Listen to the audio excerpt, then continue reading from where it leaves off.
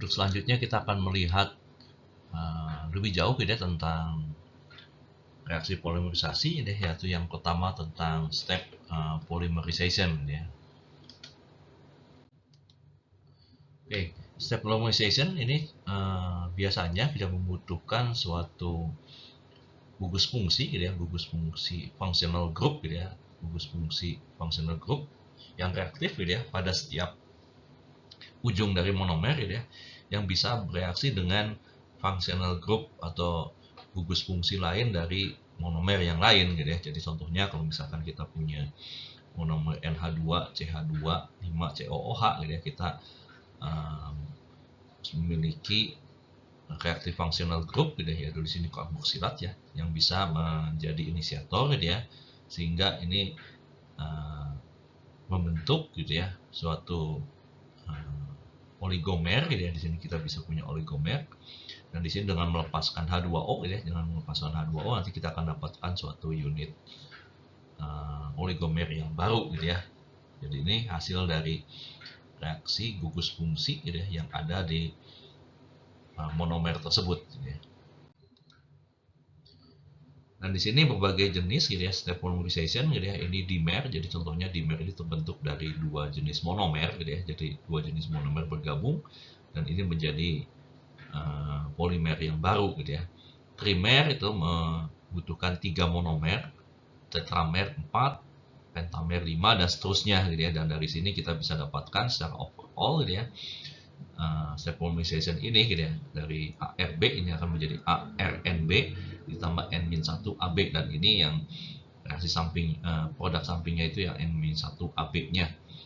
Dan biasanya di step polymerization ini gitu ya, molecular weight atau massa molekuler reaktif itu biasanya bertambah sedikit demi sedikit gitu ya. Jadi builds up slowly gitu ya, karena mekanismenya dia berdasarkan pembentukan dari dimer, trimer, tetramer dan seterusnya gitu ya.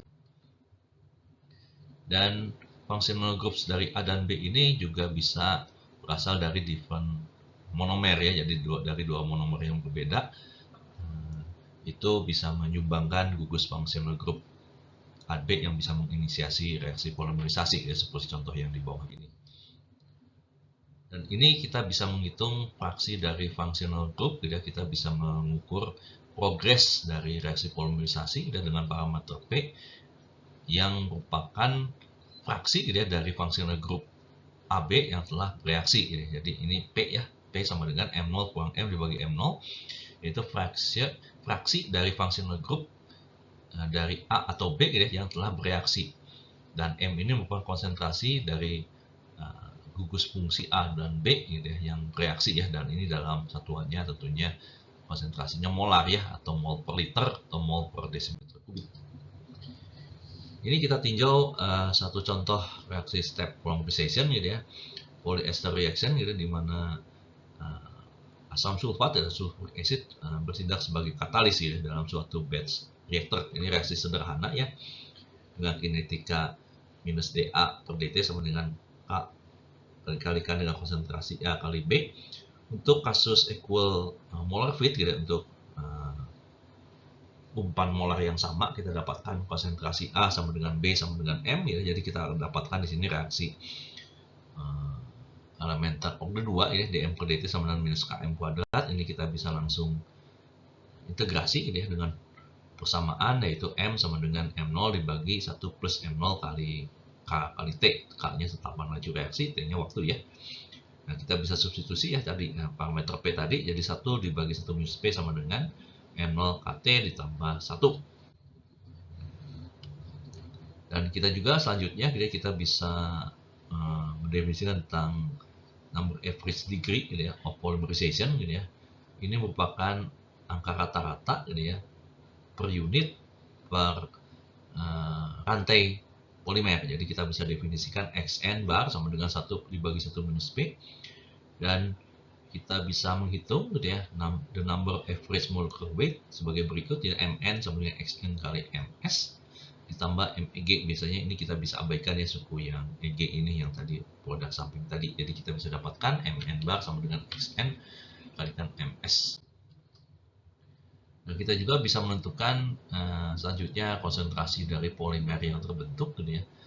Jadi konsentrasi dan fraksi mol dari polimer yang terbentuk untuk rantai panjang yang J gitu ya, untuk step polymerization yaitu P1 kita misalkan yang terbentuk itu ARB yang tadi dimer ya, lalu P2 itu AR2B, lalu P3 itu AR3B, dan ini kita bisa list reaksinya dari 2P1 jadi P2, lalu P1 bereaksi dengan P2 gitu ya, menjadi P3, lalu P3 ini akan bereaksi dengan P1 menjadi P4, dan seterusnya P2 tambah P2 sama P4, dan ini masing-masing persamaan kinetikanya diberikan di tabel berikut ya. Jadi untuk yang reaksi 1 minus R1P1 itu 2K P1 kuadrat, lalu R1P2 itu R1PH per 2, jadi hubungannya geometrik Kp1 kuadrat.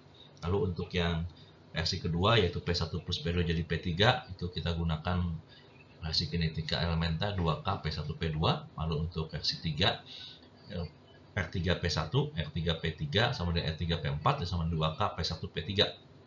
Dan yang terakhir P2 plus P2 jadi P4, kita punya pasangan laju kinetika minus R4P2 sama dengan 2K P2 kuadrat ya, dan satu lagi R4P2 sama dengan minus RAP2 bagi 2 yaitu Kp2 kuadrat.